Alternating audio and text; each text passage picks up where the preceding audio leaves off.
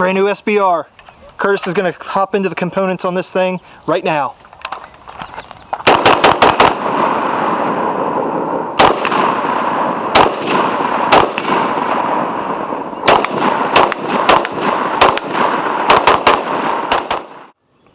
Alright guys, we're here on the table. We're starting to get a little bit of rain, as you can see. I just want to run over the components of this gun really quick because I know people are going to ask. For the core of the gun, I actually went online and purchased a kit from Ground Zero Precision, so it's their upper, their barrel, and their gas block and gas tube. And then the rest of it I built up on top of that gun. So I think we'll start from the front and work our way back. A lot of those components will have individual videos on, and we'll denote those. First off, we have a blast can from Midwest Industries. We have a full video on that thing. Ton of fun, and it adds kind of like a mean look to the end of the gun there. This gun is also set up to run suppressed, so but this thing, when I'm not running it suppressed, I want it to make a lot of noise. This does a pretty good job, and it directs all the force forward so it doesn't hurt my ears near as bad, doesn't jar me up. Just behind that is a Midwest Industries Generation 3 rail. We have a full video on that, and I do believe we did the install video that's on their website as well. For my hand stop on this thing, I don't really like that big bulky hand stop thing that a lot of people are doing, so I just took 2 pieces of M-LOK rail there and put them there, and basically what that allows us to do is run our hand all the way forward, have a stop so I can't come out here and grab forward of that. Not such a big deal with this big blast can on here, but if I had like a little tiny flash hider there, or if it was flush to the rail, I could potentially blow my finger off, which is not a good thing. The sling here is my tried and true go-to Savvy Sniper sling. Brian's a good dude. I knew him before he was the owner of Savvy Sniper. I met him at the Columbus Gun Show, and I was like, basically, sell me your product. I bought my very first Savvy Sniper sling that day. He does an excellent job. You can see I have these things set up in dual HK hook. That's how I prefer to run them. Moving on back, we did get this lower engraved because this is a short-barreled rifle. My buddy Keebler Rockwell over at Warlock Customs did the laser work for me. He did our logo on there, as you can see, as well as, I will show you guys just really quick, he has my trust information there. We're not gonna show you guys that, but he is capable of putting the trust information that you care to have on your lower in a discrete place so that it's not right on the side of the lower receiver. Now, sights, and we're going to have to look a little bit wider view here. I have the Griffon Armament M² sights here. We have a full video on these. The only change that I made to these is I took out their standard pins and I added an XS sights tritium pin on the front. We'll get a closer shot of that here in a minute so you guys can see it. Very big fan of the XS sights, and these things are super rugged as far as the sight construction is concerned, and they do take mil-spec M16 or AR-15 posts. So whatever you want, you don't necessarily have to use an XS sight, but they are compatible. Moving forward, or moving further backward, the TechWear USA extended tack latch. We have a full video on this one as well. Go ahead and check that one out, and there's a few special things about this charging handle, why it's important. This one was sent to me by Billy Birdzell, my good friend out there in Cali, living under oppression. Saw these things and said, hey, these are good kit, you should check them out, and I did. Alright guys, magazines. I'm very particular on the magazines that I use in my guns. A lot of guys like to use the Magpul PMag, and don't get me wrong, these are excellent magazines, especially training magazines or temporary magazines. You know, use them, smash them into a million pieces when they're done type thing. I've had issues in the past with Magpul magazines, a very specific issue that's another topic for another day, but there's no reason that you shouldn't use this magazine except for I personally think that this combination that I've got in the gun is better.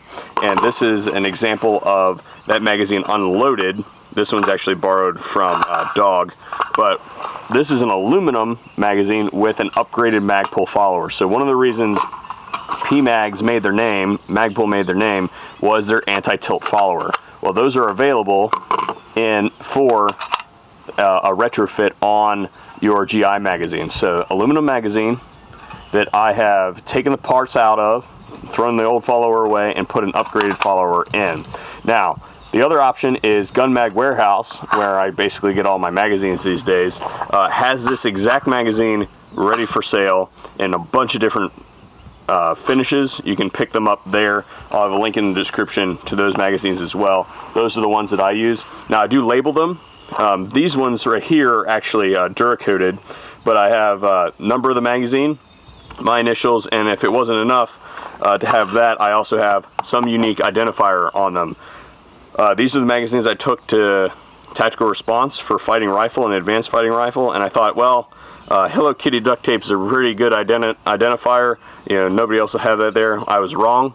3 other dudes in the class had this exact duct tape, and there's another print of Hello Kitty duct tape actually that 2 other people had in that class. So great minds think alike, what can I say? But I also have my own little engraving gun, and I have my initials engraved on the bottom of these base plates. So if you show up to Fighting Rifle at Tactical Response or other rifle class and you have one of my magazines with a base plate that's engraved, I am missing 3, I'm going to punch you in the face. So, trigger. I do believe we have a full video on this thing somewhere. It may be from a couple years ago. I was never a fan of aftermarket triggers. I always said that they were an ND hazard, that you shouldn't use a super light trigger or anything like that in your gun because it was an ND hazard. I always ran mil-spec triggers until I came across the Geisley Automatics Tricon trigger, and that's what goes in absolutely every single one of my guns that I build is a Geisley Tricon. Highly, highly suggested.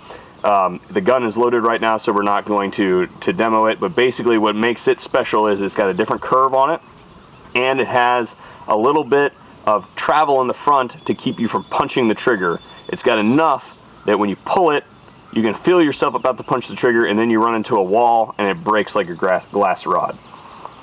Lastly, and probably the coolest feature of this entire gun, is the Deadfoot Arms MCS system in this gun. And what that means is if we look in here, we can see this is a complete system that shrinks the guts of this gun down into this little tiny extension here, and that allows us to fold the stock and maintain functionality of the gun.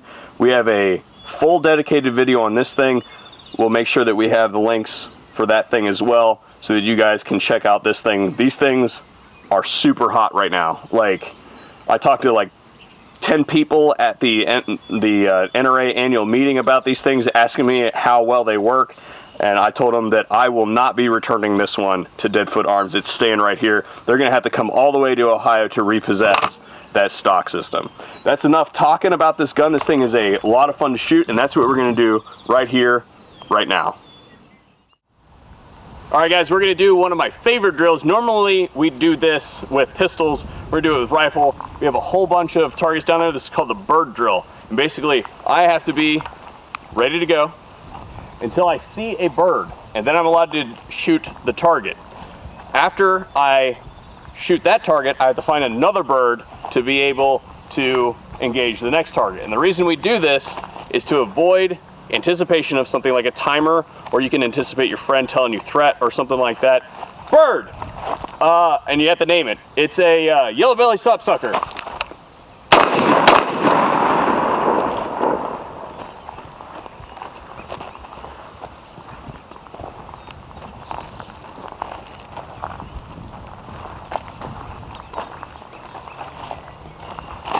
Blackbird.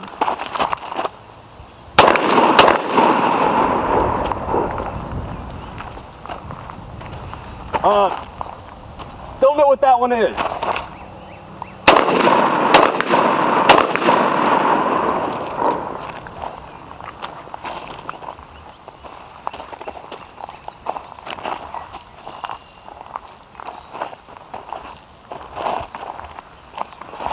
Robin.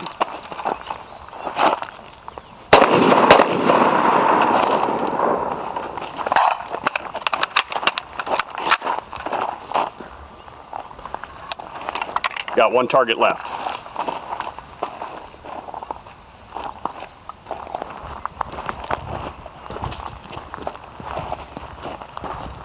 Another robin.